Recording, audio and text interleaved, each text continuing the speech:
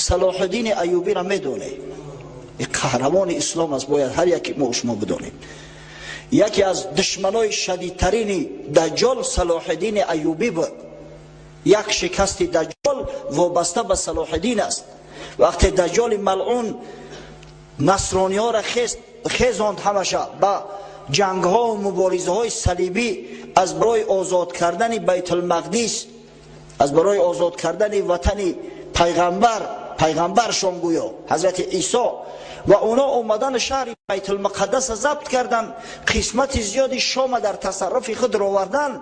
خدای تعالی از میان امتان محمد صلی الله علیه و سلم همین جوانمرد کردی صلاح الدین ایوبی را خواهیم ساخت که فتنه دجال شکست، صلیبدارا را در جاهاش شناند، پر لشکرشون تارمار کرد که تا چندین عصر آرزوی بیت المقدس دیگه در دل نمی پروریدم.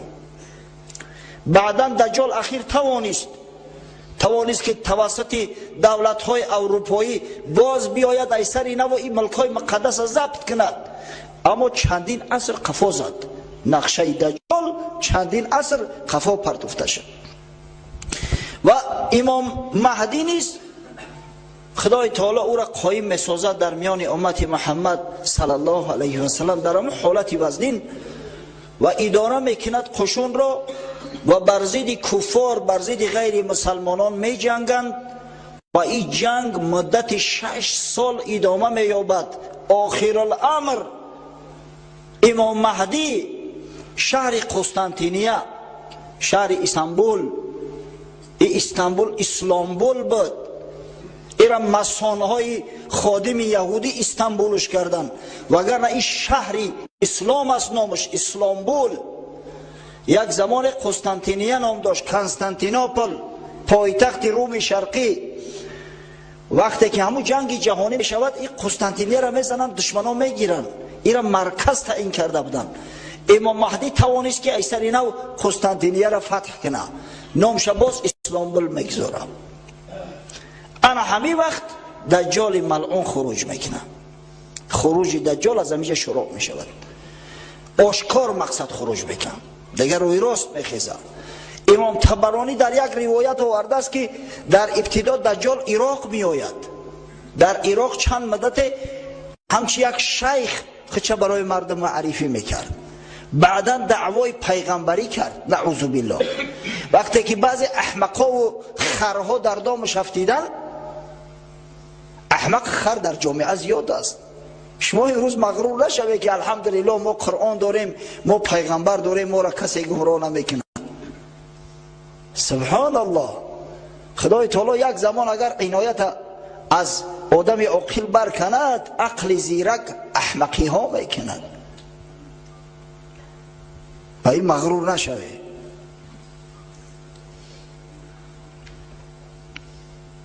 یک برادر هفته گذشته قصه کرد، گفت در فرهنگستان علوم در اکادمیا روزای سه‌شنبه چی مجلسی میشد است، صحبت خاصه رفت، میگه هر یک کافر شیشته است. چنان سخنای میگن نعوذ بالله، نه خدا میمونه نه پیغمبر میمونه. و ما را دعوت داره که داملا همجا نمیره شرکت کنی. گفتیم شرکت با کی؟ با کفار. اگر این سخنا را گفتم من داشت نمیتم، قطعشو ادعا و جنجال میشیم، بعد به شما وری بیناموسا چکار کنیم؟ بخیزم فیلسوفا همجا تای شتا بکشن ما را توقع بیوانو شما کفا تماشا کنه، بعد چی میشه و احوال؟ در جامعه بسیار هستند دشمنای اسلام، خادمای دجال به نهایت زیاد هستند. اگر پرسش به ظاهر میگه الحمدلله مسلمان هستم، اما وقتی که خوب دقیق میسنجی چنان بغض و کینه نسبت اسلام داره که الهی توبه. خدا نگه دارد. الحمدلله که در این سرزمین رئیس جمهور مسلمان ای، الحمدلله که سروران مسلمان هستند و مسلمان های محیب هستند، مسلمان های واقعی هستند. و الهی کافرها یک روز اگر خروج کنن تلخمو میکفه. اگر ببینیم که چند فایزه تشکیل میکنن، اینا زیاد هستند، عقیده های خودشون در میان مردم رایج میسازن و متاسفانه با ملای شرمنده یا را جنازه میکنن و در معرکه هاشو شرکت میکنن. یعنی که همون تأثیر دجال امروز خیلی زیاد رسیده است به جامعه. خب پشت قصه خود می رویم اکنون.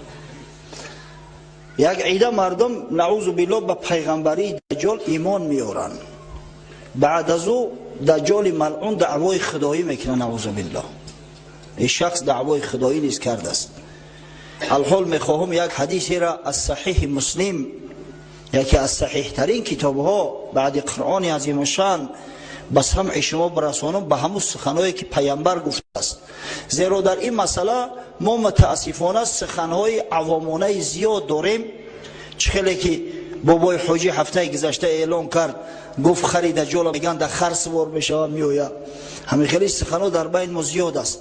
حدیث به او خاطر به زبان عربی براتون میگم، با ترجمه البته، تا اینکه شما معلوماتی کامل و معلوماتی پره و صحیح داشته باشید. اگر پرسیدن که این از کجا میگوید، از کجا میدونید، گوید که این در صحیح امام مسلم آمده بوده است. حدیث نواس ابن سمعان صحابی پیغمبر صلی الله علیه و سلم روایت میکنند. میگوید ذکر رسول الله صلی الله علیه و سلم الدجال ذات غدات. روز پیغمبر خدا صلی الله علیه و سلم ذکر دجال کرد، قصه دجال کرد.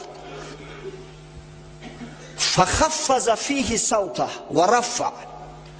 اوش بعضم پس میکرد حضرت، بعضم بلند میکرد. حضرت جامعه علوم ظاهر و باطن بود. قصه را همی طی میکرد که میگفتی که در بین همون جنگ خودم شرکت دارم. گو اوش پس میکرد، میگه گو بلند میکرد. حتی ظنناه فی طائفه نخل، میگه ما تلخ کف شدیم، ما گفتیم دجال ملعون آمده است در بین همون درختای نخل پنهان شدگی. بعضا میگه نگاه میکنیم طرف همون نخلستان خرما، گویا که کلدیکک میکرده باشه دجال. بعد پرسید چی درد داره؟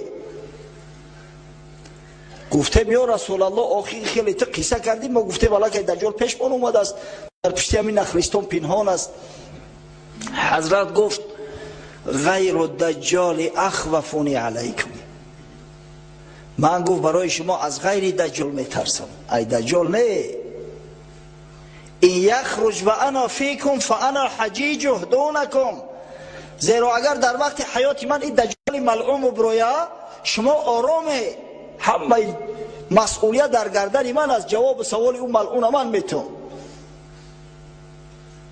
و این یخرج و لست فیکم فامرؤ حجیج نفسی. اما وقت برویا که من در بین شما نباشم، من به سوی رفیق اعلا رفته باشم، در اون صورت هر یک آدم مسئول خودش است. هر یک آدم مسئول خودش است. گفت پیغمبر صلی الله علیه و سلم. چرا گفت غیر دجال اخوفونی علیکم؟ من از غیر دجال به شما از دجال دیده زیادتر میترسم. در بعضی روایات اومده است پیغمبر صلی الله علیه و سلم گفت ان اخوف ما اخاف علیکم الائمه المضلین. به درستی خوفناکترین چیزی که من به شما خوف میبرم امامهای گمراه کننده هستند. از امامهای گمراه کننده من به شما زیادتر خوف میبرم. شاید کسی سوال کند که آخی در ابتدا داملا گفته که فتنه دجال از همه فتنه سخت‌ترین است، پس چرا پیغمبر صلی الله علیه و سلم گفته است که من از غیر دجال به شما زیادتر میترسم از امامهای گمراه کننده؟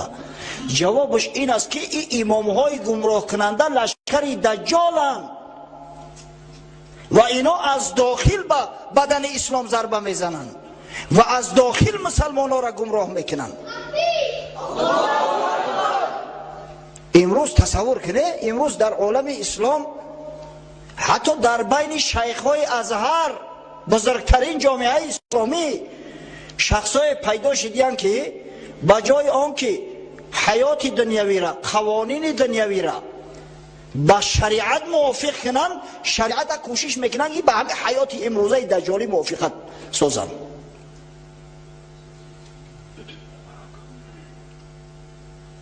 یک شیخ نوشته است که با در اینترنت یا را پخش میکنن بچه ها، خطرش هم در همی است، زیرا از اینترنت مردم زیاد استفاده میبرن. در مسئله قطعیت بریده شدن دست دزد، که بریده شدن دست دزد ظالمی است، نعوذ بالله. دست دزد وقتی میبری گویا ظلم است، ظالمی است. و وقتی میپرسنش که آخه در قرآن اومده است خدای تعالی گفته است و سارق و سارقه فقطعوا ایدیهما، دزد خواه مرد باشه خواه زن باشد دستش قطع کنه، تو چه خیلی را ظالمی میگوی؟ گفته است اینجا غرض بریده کلپه کردن نیست، غرض یا پای کردن است، همین یا پای اندکک موندن است. بعد با دلیل میاره که از قرآن، در قرآن خدای تعالی قصه یوسف علیه السلام وقتی میکند در اونجا قصه بریده شدن دست زنهای مصری آمده است. اونو میگه دستاشون قطع نکردن کو، پره نبریدن، کلته نکردن کو. در اونجا لفظ قطع اومده است به معنای پای کردن، یعنی بریدن پوست و یک حصه گوشت اومده است، نه بریده شدن مفصل. سبحان الله.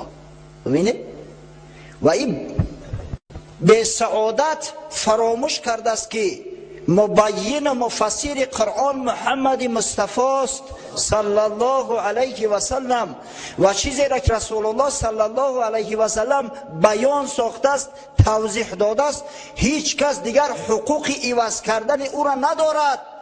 این پیامبر صلی الله علیه و سلم میدانست که انمی ائمه گمراه کننده پیدا می شود در میان امت.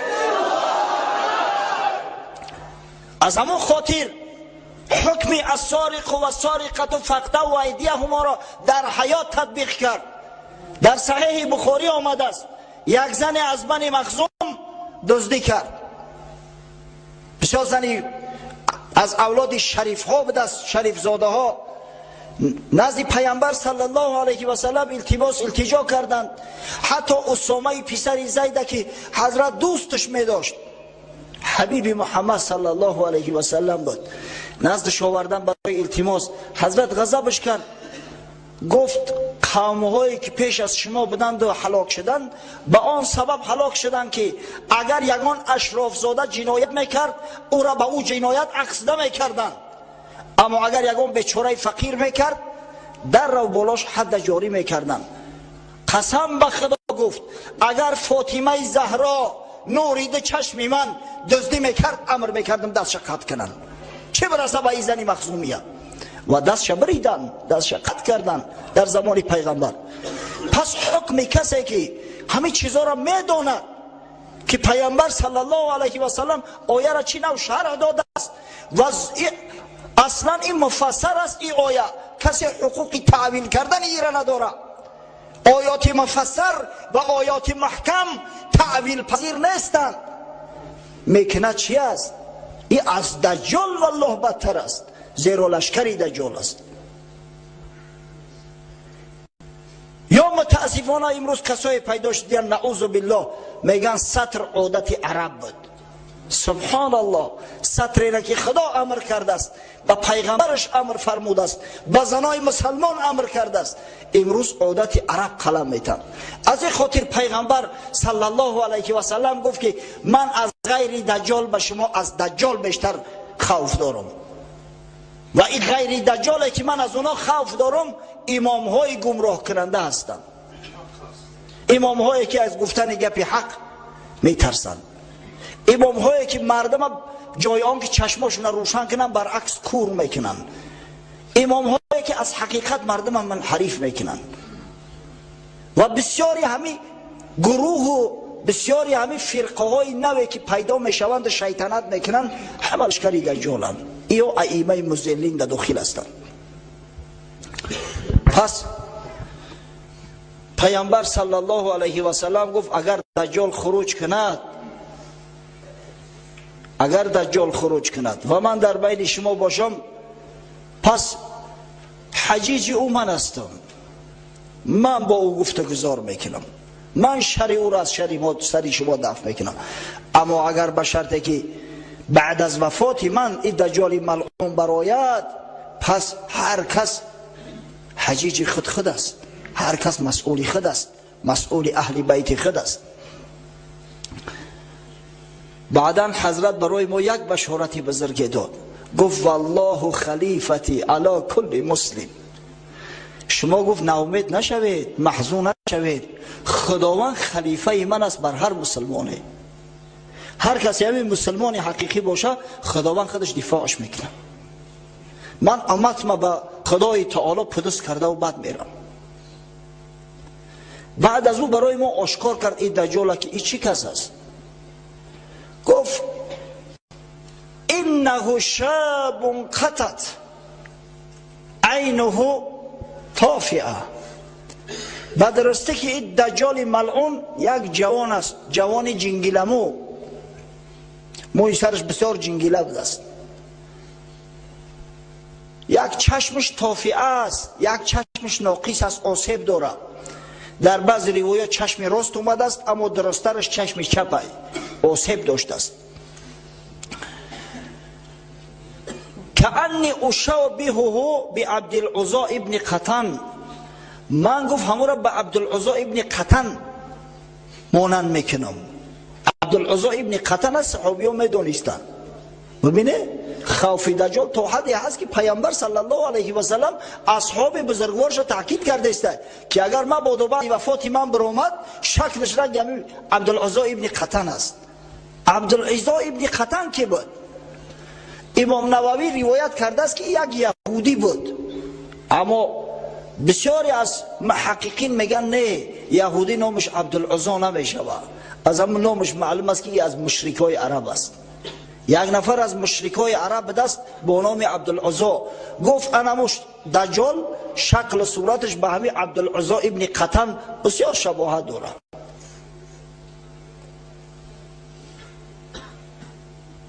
فمن ادرکه منکم فلیقرأ علیه فواتح سوره الکهف. اگر هر کدوم از شما او را دریافت، وقتی که مکر دسیسه میکند، سحر چشم بندی میکند، آخری سوره کهف بخونه، همه سحر پیش چشم تو دور میشود، حقیقت برای تو آشکار میشود. یا تو باشه هفته گذشته پیش از او که شروع کنه موعظه را، من همون 3 آیه اولی سوره کهف که در روایت امام ترمذی آمده است، پیامبر صلی الله علیه و سلم گفته است برای شر شور دجال دور کردن وقتی دجال ملاقات میشود 3 آیه اولی سوره فتح خوانید. من خوانده بودم. استعیذ بالله الحمد لله الذي انزل على عبده الكتاب ولم يجعل له عوجا قيما لينذر بأسا شديدا من لدنه ويبشر المؤمنين الذين يعملون الصالحات أن لهم أجرا حسنا ماكثين فيه أبدا. همین 3 آیه آخری سوره کهف از یاد کنید بچه ها. این همی قدره، هیچ اشکال نداره. به همین بهانه کم کم قرآن از یاد نکنیم کم میکنیم. کمپیروی مامامو 3 سوره یاد مدادیان گفته دیگه هیچ کوشش نمیکنیم دیگه سوره دیگه در پهلوش زم کنیم. مادام که اومدن دجال حق است میآید، غیر پروردگار کسی نمیدونه که کی میآید، پس هر یک مسلمان باید مسلح باشه. همین را از یاد کنی. انشالله همین را که خواندی همون کافری که در بین دو چشمش نوشته شده است برات پیدا میشه، میفهمی که چی کس است. زیرا در روایات اومده است این دجال ملعون از اعرابی میآید یا از یک مسلمان میآید، میگه که اگر من پدر و مادری تو را زنده کنم تو نعوذ بالله خدایی مرا تصدیق میکنی؟ بیچاره کمبغل میگه بله. گفتیم که دجال با ابلیس شرطنامه بسته است، نباشد شیطان ها خدمت آدم نمیکنن. و فرمان دجال 2 نفر از شیطان ها، 2 نفر افریت جین شکل و صورت پدر و مادری همون را میگیرن، نزدش میان به همون شکل صورت، به همون آواز.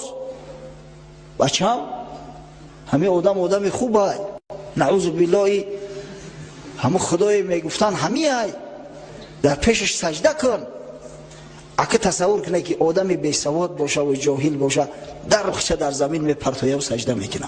باز میگم این مردم جاهله که با یک لرزاندن قلب قدر گمراه شدیان که جماعت مسجد ترک کردیان، در خانه میشینن که ما دل لرزانی را یاد بگیریم. اگر ایو را پدر و مادرشون زنده کنن در پیش بیارن چیکار میکرده باشن؟ این مردم جاهله که یک فتنگر شیطان بالای قبر پدرش میروه میگه پدر در سقر پول بتیده ای سقر برارمش، و این جاهلی بی سواد با سخن او را تصدیق میکنه. میبراره $500 میده، میخونه میگه که یا پوش ای سقر برآورده منه که یا پوی دیگه شول در سقر ای بته $500 دیگه او پوشم برارم.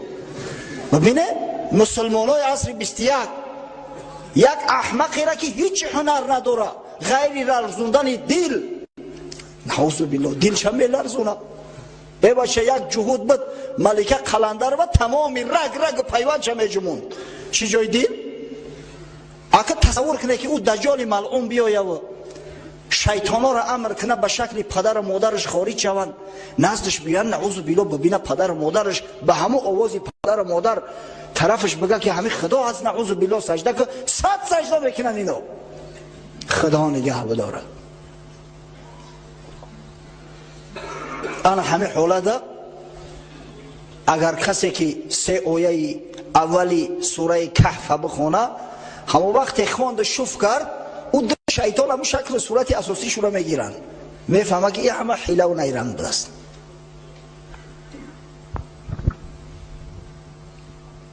خب حدیث دوام میتیم.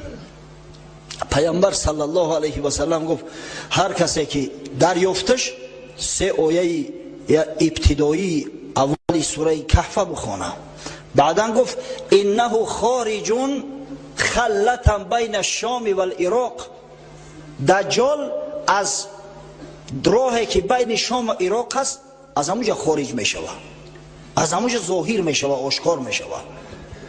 قشورش 70,000 نفر یهودی است از یهودی های اصفهان.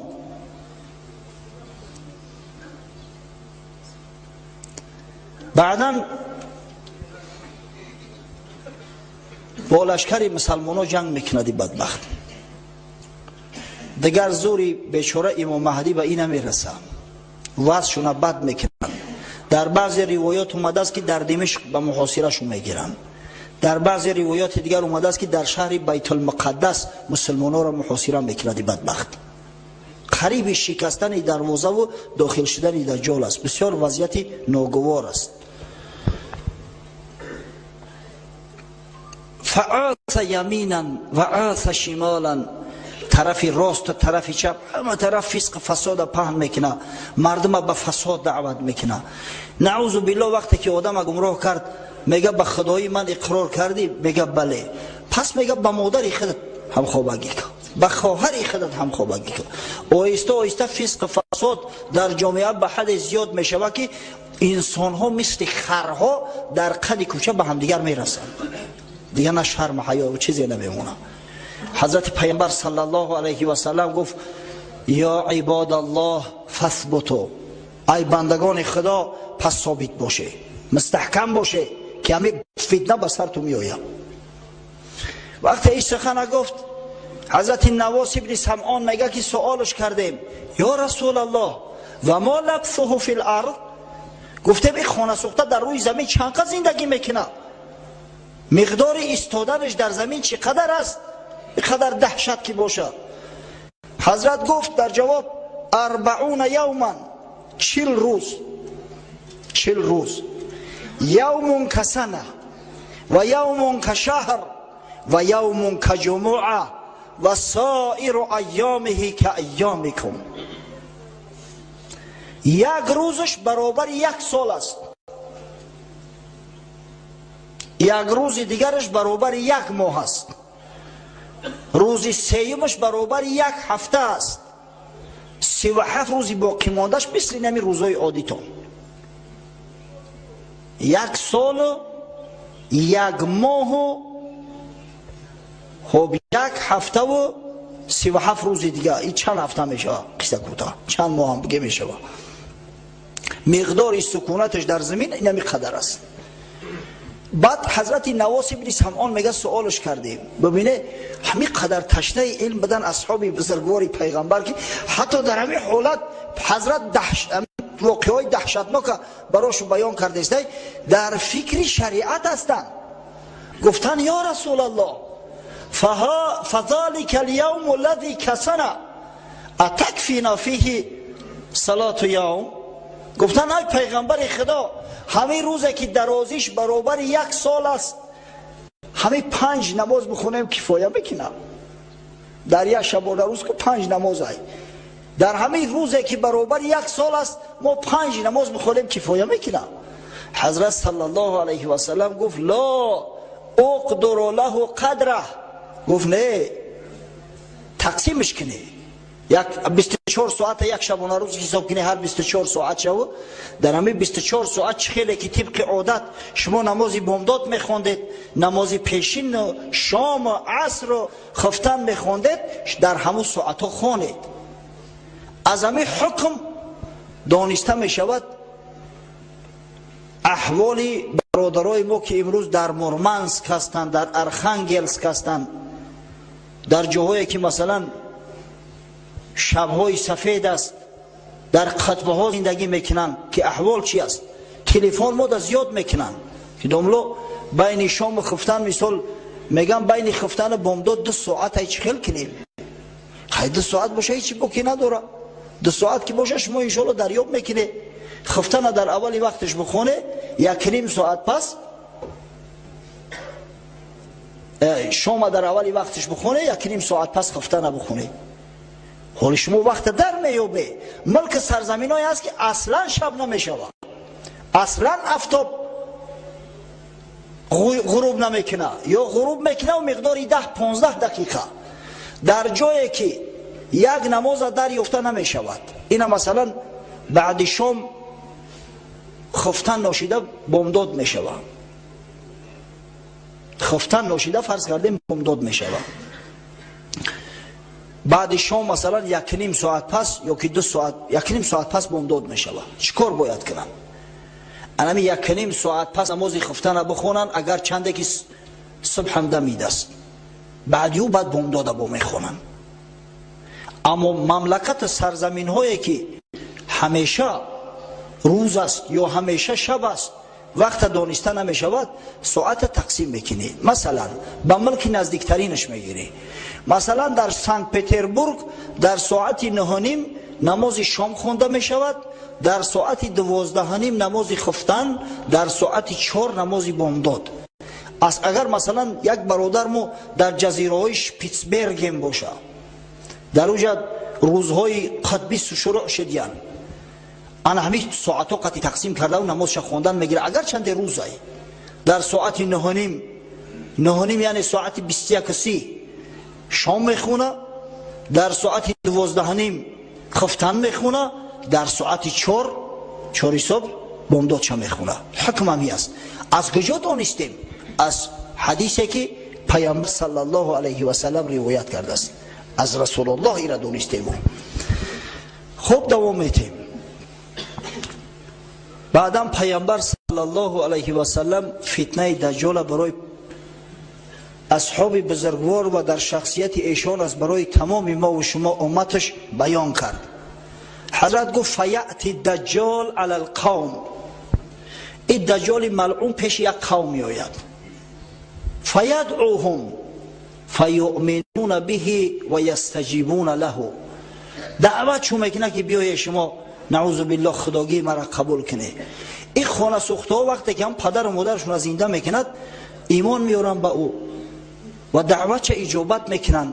در جامعه آدمایی هستند چی جای پدر و مادر اگر $100 در کیسهشون لغت کنن در ایمانشون هم میفروشن.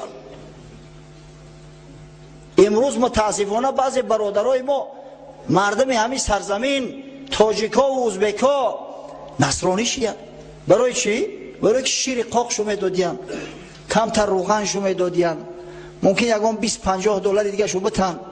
ببینه برای پول و برای دنیا شده دین و ایمان خودشون فروختین. همین خیلی قوما در زمان دجال زیاد میشوند. در رو بعد دجال ملعونه که زمین امر میکنه خزینه‌ات خارج کو، تمام طلا و نقلش میبروید، از قفاش میروند که جای بروا، مثل که نمی سیله زنبورها میروند، زنبورهای اصل انمو خیلی از قفاش میروند. اگر یک مشه یک هست بتا ای به سعودتو داره ایمانشون ایواز میکنن. وقتی که ایمان آوردن حضرت رسول الله صلی الله علیه و سلم میگه فیأمر السماء فتمطر والارض فتنبت. این دجال ملعون امر میکنه به آسمان که ای آسمان ببار، باران میشه.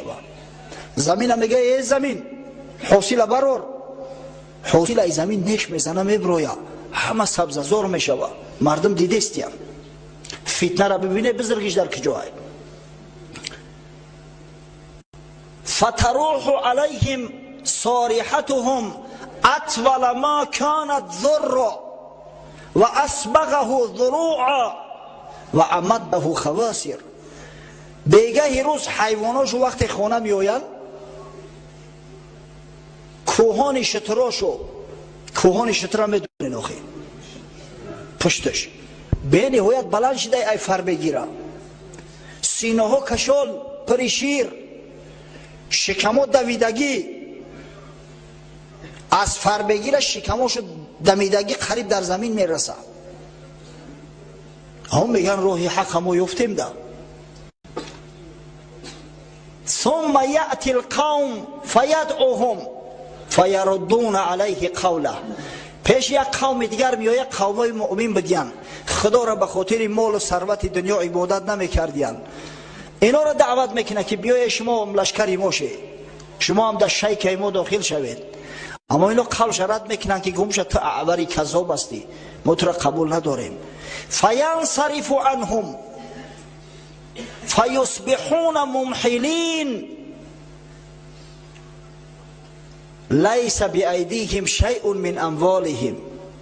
وقتی که گپش نمیگیرن ترکشو میکنه، تمام مالاشون سیل ببره، مالا را گرگا میخورن، بیگاه روز میشه یگان مال به خونه بر نمیگرده، قحطی و خشکسالی در مملکت شو میشه. خدای تعالی ببینه که چی نوع امتحان میکنه بنده ها را. کسی که قبولش نکرد ببینه با استدراج این دجال ملعون احوالش اینه میخیل تنگ میکنه در دنیا.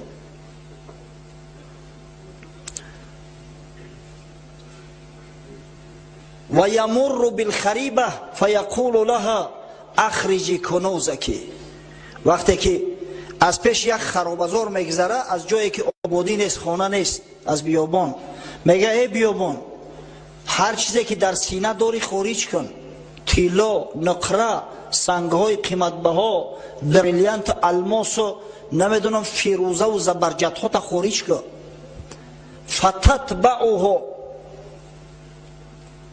فتتبعه کنوزها کیعاصب نحل. تمام همون چیزا میگه از زمین خارج میشوند و از قفای دجال حرکت کرده میآیند مثل سیله زنبورها. یعاصب از یعصوب گرفته شده است. بعضی شارح ها میگن که این یعصوبش همون ملیک زنبورهای اصل میشوه، پادشاهشو ملیکه بگیم درسته رای. ملیکه زنبورها را میدونین اخیا متکه میگن که جایی که بپره همه زنبورها از صفاش میروند. اما بعضی دیگر از شارح ها گفتن نه، یعاصب جمع یعصوب است، یعنی که زنبورهای اصلی نر، همون کاریو اویش که کار میکنن همه از قفا مثل همون زنبورها یک جا میروند، از قفاش و همون خیل تمام خزینه و دفینه، تمام ثروت زیر زمینی از قفای دجال میروه. با آدمایی که گوشش میکنن، اطاعتش میکنن، از خزینه و دفینه عطا میکنند. شخصایی را که سرکشی میکنن نیست و نابود شو میکنه و با استدراج با قحطی ها مبتلا شو میگردونه. از این خاطر پیامبر صلی الله علیه و سلم فرموده بود فتنه دجال یکی از بزرگترین فتنه هاست.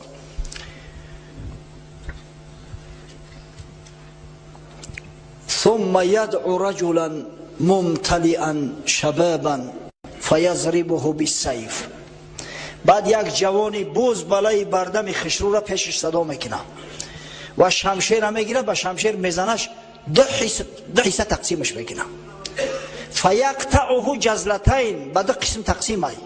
رمیت الغرض، مثل که تیر از همدیگر دور میغلطه، اما خیلی یک قسمی بدنش این طرف نمیغلطه، یک قسمی بدنش در این طرف. بعد مردم در مراجعت میکنه که من همین اگر زنده کنم شما ایمان میاره؟ او کسایی که ضعیف ایمان هستند میگن بله. ثم یدعوه فیقبل یتحلل وجهه یضحک، بعد صداش میکنه که بیا پیشم، هر دو طرفش میان جمع میشوند به هم دیگر، خندیده خندیده به وقتی خوش و چاق نزد دجال حاضر میشود. شاید کسی سوال کنه که آخه این دشمن خدا است، زنده گرداندن مرده ها این عمل پیغمبرای خدا هستند، این پدرسک کی است که خدای تعالی براش این عمل داده است؟ در جواب میگیم این استدراج میگن بچه ها. خدای تعالی در قرآنش بیان کرده است سنستدرجهم من حیث لا یعلمون، با استدراج میگیریم این طایفه ها را به حیثی که خچون نمیدونن، خچون به خبر میمونن. پیغمبر خدا صلی الله علیه و سلم گفت اذا رأیت الله یعطی العبد من الدنیا ما یحب علی معاصیه فانما هو استدراج. اگر مبادا دیدید که خدای تعالی به یکی از بندگانش در عوض گناه ها، در عوض معصیت ها مال و ملک دنیا را به غرض میته، به دریغ میته، شما غره نشوه، این استدراج است. خدای تعالی و ابله در دام میگیره تا اینکه انا مخیل به هم مستی به بیخبری از دنیا رفته و فرد و روز قیامت دیگه یکون حجه در دستش نمونه. این استدراج است. همون برادرایی که خدای تعالی مال و ثروت شو داده است، روزافزون زیاد میشه مال و ثروت، در صورتی که نماز خدا را نمیخوانند، از عبادت خدا دور هستند، زکات اموالشون نمیپردازند. نعوذ بالله بعضی کافرتینتایی هستند که میگن ما را حرام میبرداره. خیلی شما شنیدید همواره تحذیر خداوند پیغمبر براشو میتم، هشتانه در سر تو بگیره بچه. یک روز به همین مال و ثروت به خواندن نماز، به پرداختن زکات منبره میره دیگه، یکون حجت دلیل در پیش خدا نداری. هشتانه در سر تو بگیری.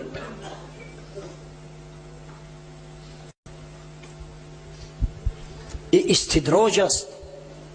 حضرت مولوی رون قصه میکنه در مثنوی شریف، آن یکی میگفت در عهد شعیب که خدا از من بس دیده است عیب، چند دید از من گناه و جرم ها و از کرم نگرفت از جرمم اله. در زمان شعیب علیه السلام یک به سعادت ادعا میکنه، میگه من هر قدر که حرام میکنم هم مالم زیاد میشوه. خدای تعالی هر قدر که عیب و گناه ما زیاد میبینه همون قدر در ثروتم افزایش میده. حق تعالی گفت در گوش شعیب در جواب او فصیح از راه غیب که بگفتی چند کردم من گناه و از کرم نگرفت در جرمم اله، چندت گیرم تو بیخبر در سلاسل مانده پا تا بسر. خدای تعالی به شعیب علیه السلام وحی فرستاد که به این احمق بگو که آیسته آیسته گرفته است مت خبر نداری. به این بسعادتی که میآید میبینه بنده های خدا در هوای گرم در داخل مسجد ششتیان در آب عرق گم، میگه یارا چی زور اومده باشه، چی در چو رسیده است که در او گرمی در اومدیان در مسجد ششتیان، در صورتی که در ساحلا و در لب دریای ورزاب خلال استراحتگاه ها زیاد است. انامو طایفه را خبر که میگه چندت گیرم تو بخبر در سلاسل مانده پا تا بسر، زنگی تو بر توست ای دیگ سیاه کرد سیمای درونت را تباه. دلت زنگ زده است خبر نداری. وقتی مسلمان یک گناه کرد در قلبش یک سیاهی پیدا می شود. اگر به شرط توبه و استغفار کرد، اگر به شرط خدای تعالی توبهش پذیرفت، عبادت خدا را کرد، به امر خدا همون نقطه سیاه زدوده می شود، پاک کرده می شود. اما اگر با بالای گناه یک گناه دیگه زم کرد، در پهلوی او سیاهی از سیاهی دیگه پیدا می شود. همین تمام دل سیاه می شود، تمام دل زنگار می بندد. کلا بل ران علی قلوبهم ما کانوا یکسبون. خداوند گفت ای حبیبی من، دست از اینا بردار، اینا اصلاح نمی شوند، بلکه زنگار بسته است قلبای اینا به سبب گناهایی که پی در پی انجام میدادند. زنگ تو بر توست ای دیگ سیاه، کرد سیمای درونت را تباه. بر دلت زنگار بر زنگارها، جمع شد تا کور شد ز اسرارها. دیگه هم که زنگار بسته از دل که دیگه حقیقت نمیبینی، گپی حق در او اثر نمیکنه. گپی حق گفتیم میگه که منتهمید دوگمتا نعوذ بالله یا اساطیرات نمونه. پس این عملهای خارق العاده که از دجال و از دجال ها سر میزند، همه این استدراج است و خدای تعالی به همین وسیله و واسطه در دام این بدگهرها را گرفتار میکند. فبینما هو كذلك اذ بعث الله المسیح ابن مریم. در همین حالت مستی و غرور بود، مسلمانای بیچاره را احاطه کرده بود در شهر دمشق و در روایت در بیت المقدس، که در همین لحظه خدای تعالی حضرت عیسی مسیح به زمین فرستاد. ساعت نزول حضرت عیسی مسیح سر زد. فینزل عند المناره البیضاء شرقی دمشق. میگه حضرت در نزد مناره سفید که از قسمت شرقی دمشق است در اونجا فرود آورده شد. واضعا کفیه علی اجنحه ملکین. یک دستش در بالای قنات یک ملائکه، یک دست دیگرش در بالای قنات دیگر ملائکه. خدای تعالی با یک شرف، با یک شکوه پیغمبری بزرگوار خودش به زمین فرستاد. باقی موندهش هم فارسی قطعی بگیم که وقت کمه. حضرت عیسی میگه آمد به یک صورت بسیار زیبا و خوشرو. عرق میکرد، میگه از رخسارش عرق ها مثل لؤلؤ به این جاری میشدن. لا یحل لکافر یجید ریح نفسه الا مات. نفسش به هر کافری که میرسید همون لحظه آب و عدا میشد، میمرد. نفس حضرت عیسی در این ساعت از بمب اتمی دیده خرابی آورتر بود برای کفار. برای مؤمنان شفا، اما برای کفار عذاب، مرگ، هلاکت. و نفسه ینتهی حیث ینتهی طرفه.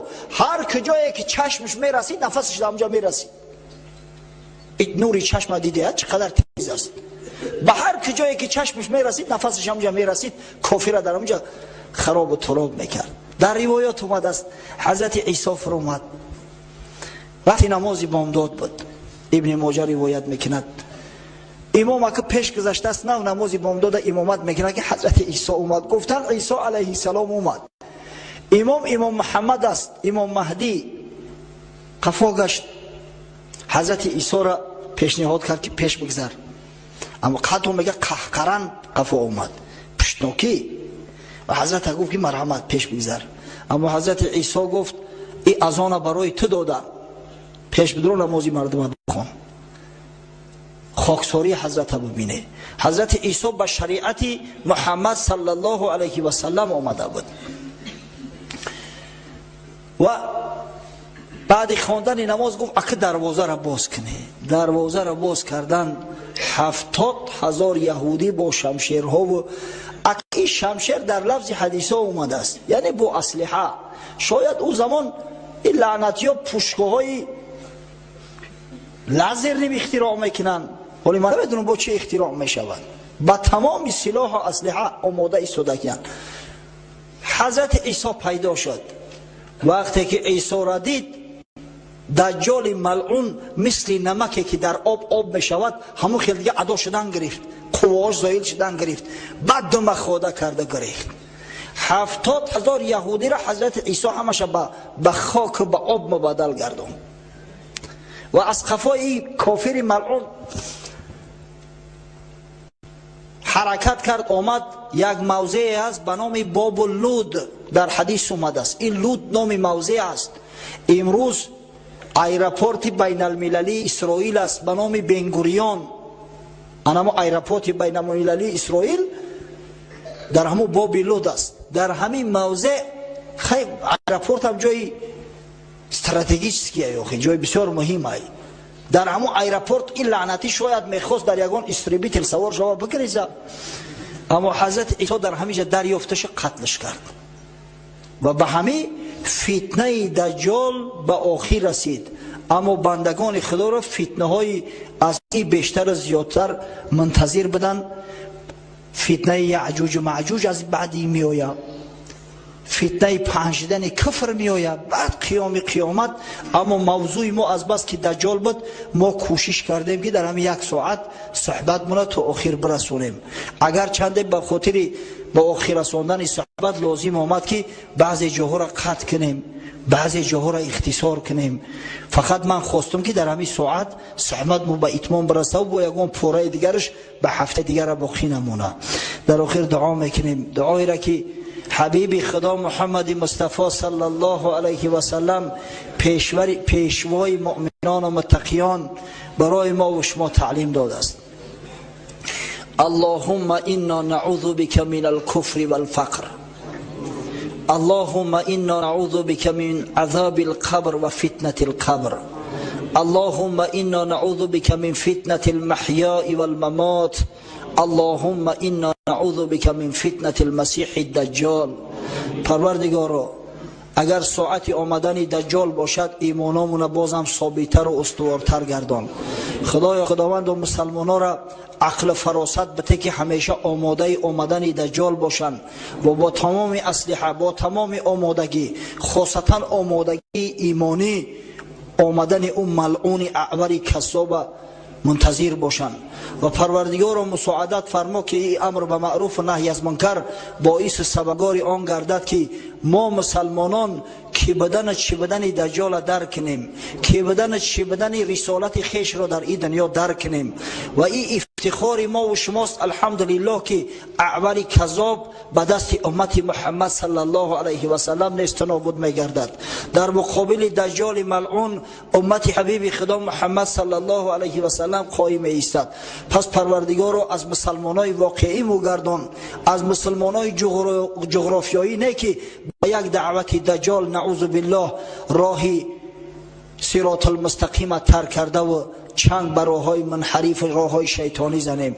پس پروردگارا فرزندامون و طفلکامون از شر و وساوس دجال و دجال ها در پناه امنت محفوظ دار. خدایا خداوند و ممالک اسلامی را نگه دار تا اینکه مکر دست